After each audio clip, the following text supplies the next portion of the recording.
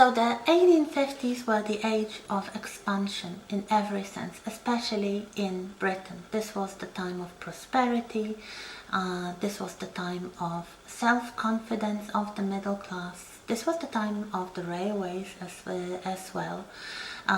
If we talk about the internal division of the Victorian period from 1851, so from the Great Exhibition in London, starts the period known as the High Victorian period, which continues until 1877 or so, so more or less around the time when Victoria was made the Empress of India. In France, this is the Second Empire of Napoleon III and Empress Eugenie. As I mentioned already, she was a kind of fashion arbiter and a beautiful woman, admired for her style. She was a very frequent patron of Charles Worth. So those fashions of the 50s, they basically show that the expansion, the complacency, the fascination with everything new, modern and new technologies. So whenever a new invention was made, like artificial lace or new fabrics or new dyes, and those new dyes really start coming from the 50s, the 60s. They are almost always very bright, very strong colors, bright pinks, bright purples, bright greens, and they immediately attract attention and become fashionable because basically people want everything that is modern and attractive, so contemporary. They always had that, and the Victorians had it even more. Then in 1856 the first crinoline frame is patented in America, but very quickly it gains such popularity that I found somewhere that during the time when crinoline was fashionable, something like 10 million crinoline frames were made.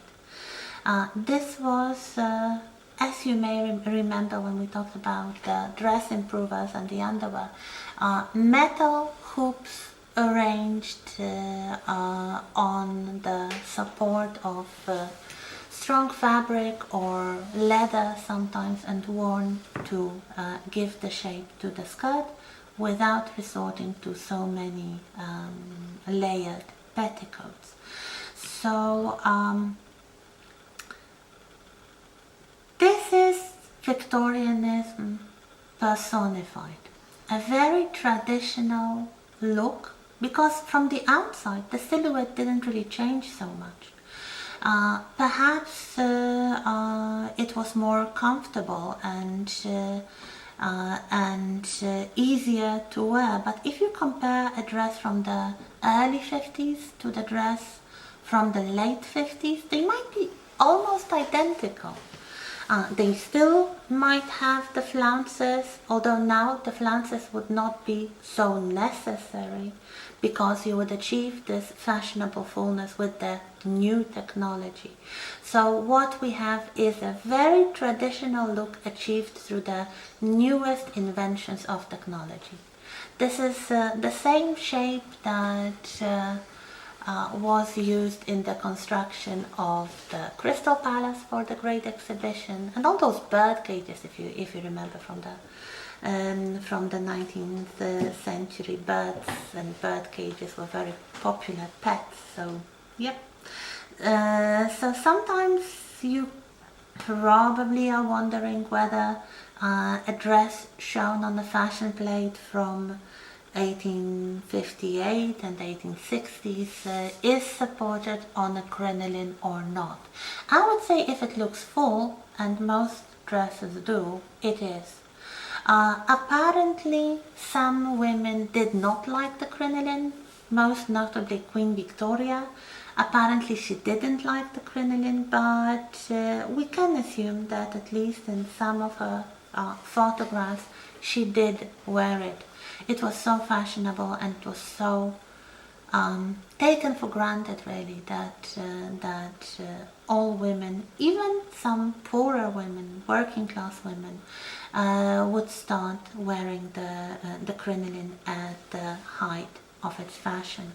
So this is really the structural technological change that does not affect so much the shape as the construction and comfort of wearing. So here we have some more portraits. Here we have a lady by Ingres and another lady, Polish noblewoman, by Winterhalter. We may assume, especially the lady portrayed by Winterhalter, she is definitely wearing a crinoline. And some more fashion plates and actual exhibits showing those very full skirts of the late 50s. And an interesting aspect of the crinoline fashion is how much ridicule it attracted in the satirical magazines, especially the magazine Punch. We already watched some cartoons from Punch already, but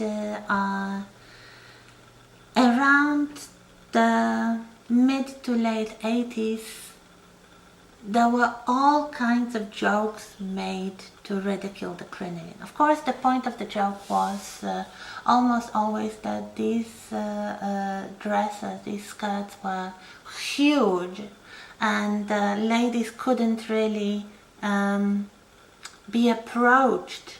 If you wanted to hold their hands, if you wanted to give them something, you needed to resort to all kinds of ingenuity to approach the woman wearing those voluminous, huge skirts. So here we have a waiter giving something to a lady at the ball, and here we have a gentleman trying to extend his hand to a lady, and another one trying to lead a lady down the stairs while she occupies the entire stairs with her crinoline.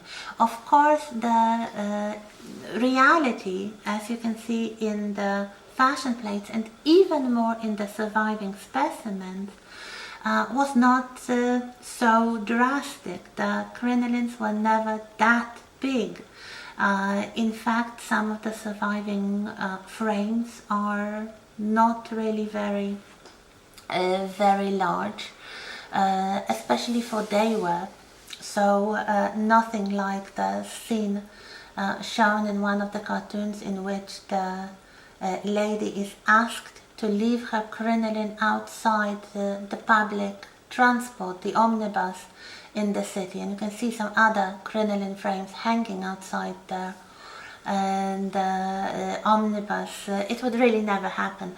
If the lady for some reason wanted to wear a larger crinoline, she would use her own carriage, but for day wear they would either wear smaller crinolines or perhaps resort to the old method of the petticoats. So the idea of the ladies not fitting through doors, not fitting through the stairs, not being able to reach out is not true. Another one which is quite funny is showing the lady's skirt overturned, like an umbrella. She's carrying an umbrella, and you know what happens to umbrellas sometimes in strong wind? They get overturned. They might be damaged in this way, but sometimes you can just reverse them. So here we have a lady wearing a crinoline skirt, and the same happened to her. So her umbrella got overturned, but also her skirt got overturned and exposed her underwear. What is interesting about the underwear in the Victorian period is that this is the moment when almost all women, really, even the most traditional ones who didn't wear the drawers before, they start wearing drawers. Especially in the crinoline period, when you have the limited number of layers, you might have a pair of drawers, just in case, if in the very unlikely event your skirt got overturned, or perhaps for added warmth and comfort, just as that.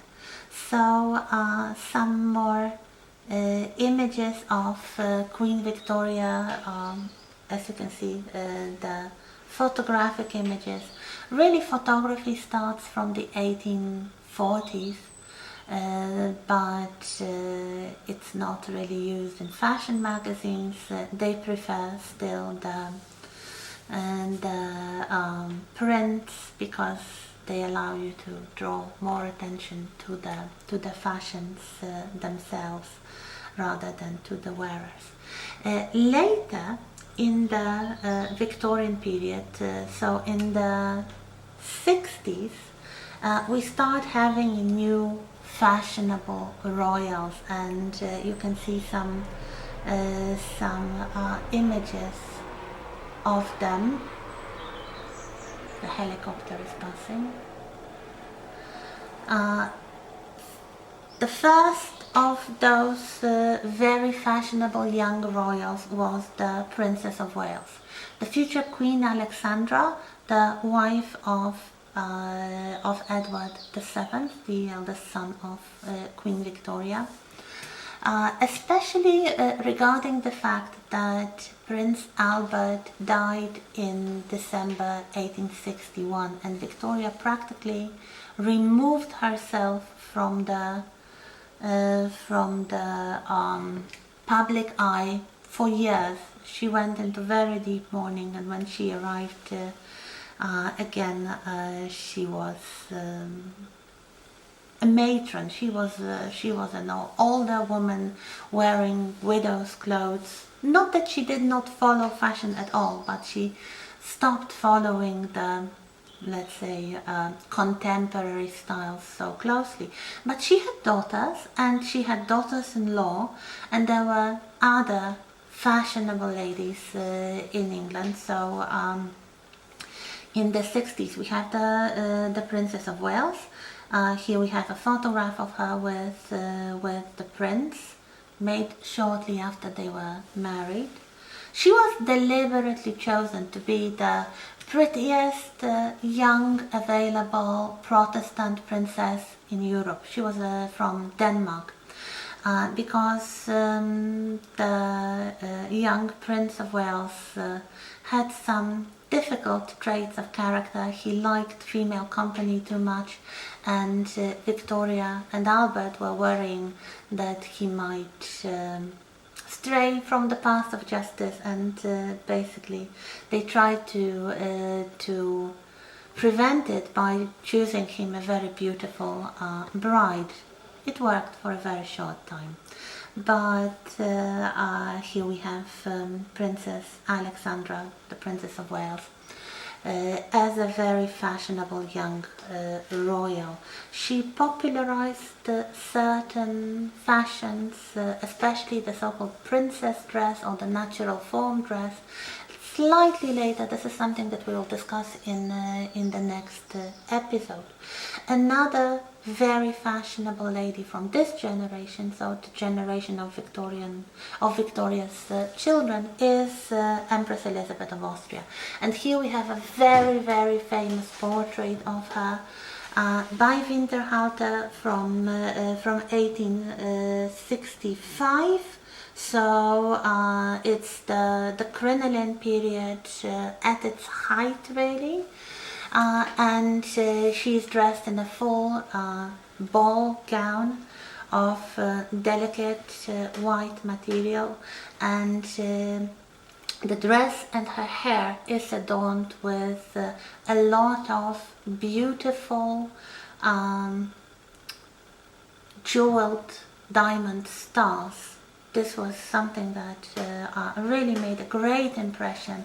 It's a very famous portrait. The Empress Sissi, she was famous for her beautiful hair. This is something that many women wanted at this time.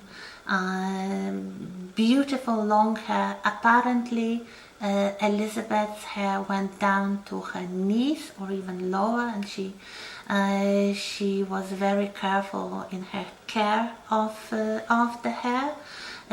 Also, she was probably the first royal, the first, let's say, celebrity to do sports for the purpose of slimming.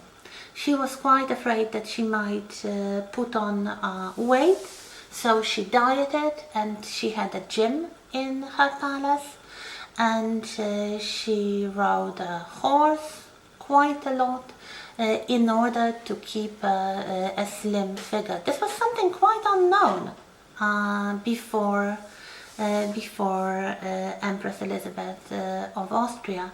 The assumption was that it was the dress that should fit the lady and not the lady who should fit the dress. So if somebody's figure changed, she would just need new dresses, rather than try to, let's say, adopt her figure to the fashionable ideal. I would say Sissi was the very first royal or the first celebrity to do that. Here we have some more photographs of the Princess of Wales again, and two daughters of Queen Victoria, Princess Alice, here with one of her children. You can see that she is wearing a walking dress, slightly shorter. In the 60s, this is something that starts to be fashionable again, the walking style dresses.